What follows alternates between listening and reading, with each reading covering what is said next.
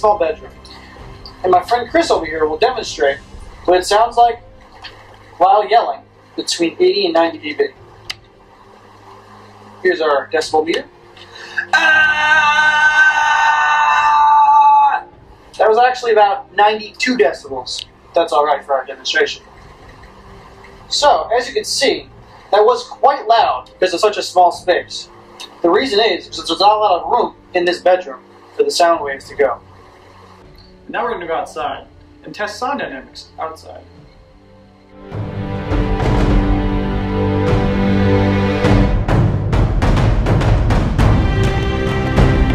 Now, let's observe how we perceive sound waves while in an open area.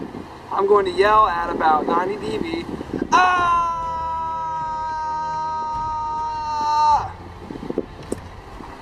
And when we look at this in retrospect, it's actually perceived as quieter than when I yelled in the bedroom.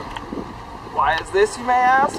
Well, there's not much to reflect the sound waves off of, so my voice may be interpreted as being quieter, as to oppose if I was in the bedroom, it would sound like it was a lot louder.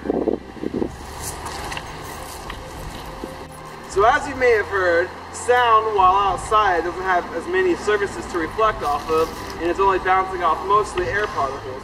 That is why I perceive the volume or amplitude as being quieter than when in a bedroom. Now, let's observe how sound waves react when in enclosed rooms such as a workout space.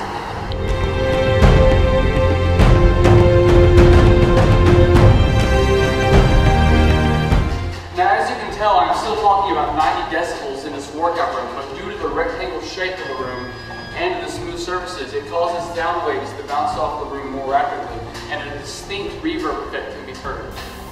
All three of these examples are vital to the show production industry. Let us review.